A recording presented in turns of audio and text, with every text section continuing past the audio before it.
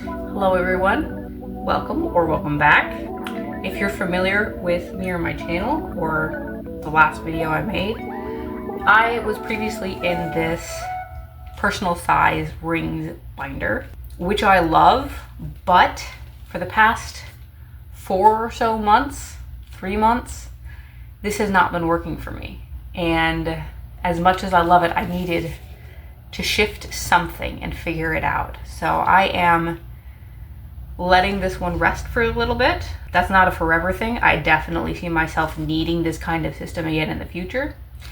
But at the moment, I think I just need something simple and something even more portable than this. So my solution is a pocket notebook system. Here I have just a leather cover with 2 notebooks and a pen. The cover I got off of Amazon. It is a rebrazen, if that's how you pronounce it. I really like it. I've had it for a few years and it has held up really well and it has been perfect for my needs. This cover, I'll take the notebooks out so you can see it better. This cover is designed for one notebook to slip in the back here, and then you have a bigger pocket in the front here, and then 2 smaller card slots. The primary reason I went with this cover over many others that are like it is because of the direction of these 2 pockets. I have had other covers where the pockets faced toward the top, but then as I used those pockets, they loosened to the shape of the cards I was putting in it, and the cards slipped out to the top because the leather had loosened.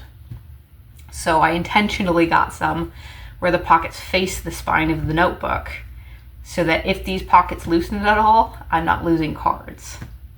Like I said, this is designed for 1 notebook, but I do fit 2 in there. The downside to fitting the second one in there is it kind of messes with the binding of the notebook you have in the front. It fits perfectly a field note size notebook. So that would be, I believe, 3.5 inch by 5.5 inch notebooks. And as you can see, because of how deep this pocket is, it does put a little more strain on your spine there. But I have had this notebook in here for 6 months and it's holding up quite well. And then I tuck my second notebook in the back here, right like that. And my pen just sits in the middle. And when I close it, it stays in place. I like how simple and sleek this design is and the ability to slide it in and out of a pocket. I am a girl, so it's hit or miss whether or not I'll have pockets that will fit anything, let alone a notebook. Because this doesn't have any buckles or straps, it will slide nicely in and out of pockets, and I like that too. The pen I use is a Zebra 0.7 millimeter ballpoint pen. I really like how big it is. I like how it fits in my hand. I like especially how it fits in the notebook. It's shorter than my notebooks, so it doesn't stick over the top of my cover at all. Onto the notebooks themselves. At the moment, I have this notebook that I had bound myself actually, and if you're interested in binding your own notebooks, I do have a tutorial that I made quite a while ago on this channel, and I'll link that below on how I make these little pocket notebooks. This one is just made with cardstock for the cover, and then the pages inside are Tomo River paper that I just printed a grid onto and cut it all to size, stapled the binding together, and called it good. Because of the way I made this one, it's a little uneven where I cut the edges, but that doesn't really bother me. I've gotten a lot of good use out of this notebook. And my everyday carry, I slide in the back, is a field notes. This is actually my first official field notes. I've been using this size of notebook for a couple of years now, and I really like this size. It's about the same size as my phone. So if I have a pocket that will fit my phone, it'll fit a notebook too. The cover adds a little more bulk, so it's more hit or miss whether or not my pockets will fit the cover, But if I need to, I can just pull this notebook out and just carry this notebook and my pen and my phone, and I've got everything I need. Now on to my actual process of using these notebooks. The reason I have two is because I go through my everyday notebook fairly quickly. So any information that I want to keep on me at all times either needs to go in a more long-term notebook, or I will have to rewrite it every 2 to 4 weeks when I fill a notebook. And I opted for the first option, which is just to have one notebook for longer term information. This is my schedule and planning notebook. I just have all 12 months of the year in here.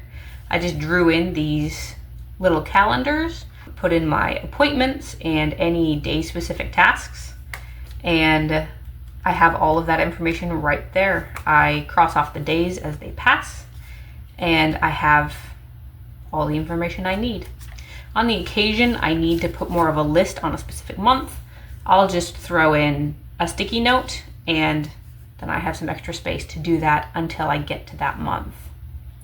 After my months, I have my weeklies. I do this on a double page spread. This looks pretty similar to how a Moleskine weekly planner would look, with the days of the week over here with your schedule, and then it would have a blank page on the right side. On this particular week, I portioned out my columns here. I just made an extra column to plan my meals. Didn't end up actually planning my meals, but the space is there, and I do see myself actually using that in the future. And then I have a space up here for a little weekly tracker, and then at the bottom I again split it into 2 columns, having a grocery list on one side and a task list on the other. And one of the things that this has done for me is it has limited the amount of space I have when it comes to my planning. I think one of the problems I was having is that I was over planning. But here I have enough space to put my schedule and my day specific tasks, a task list, a grocery list, a small tracker. That's it. That's all I can have on my weekly.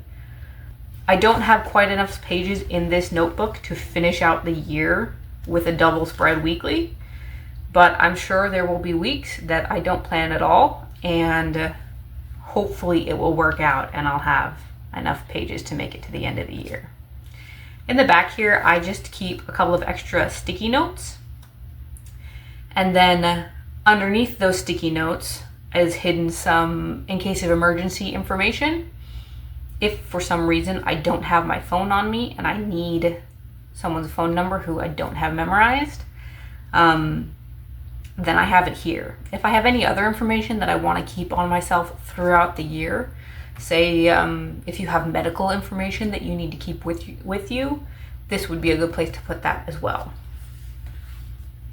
And then for my everyday carry, again, currently using the field notes. This is pretty exciting because I've liked the idea of field notes for a long time, but I hadn't actually picked any up.